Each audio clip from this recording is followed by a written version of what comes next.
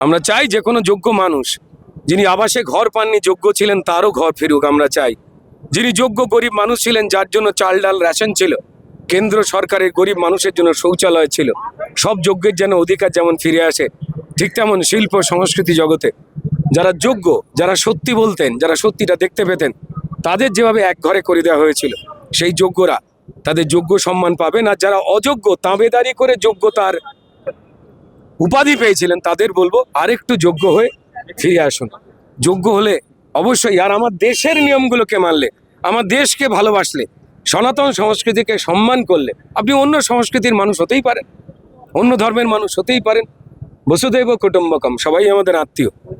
কিন্তু স্বধর্মে প্রীতি আর অন্য ধর্মের সম্প্রীতি, এই যে সেকুলারিজমের মূল কথা, সেটাকে যারা পাল্টে দিয়েছিলেন, তাদের বলবো মানুষ আপনাদের পাল্টে দিয়েছে।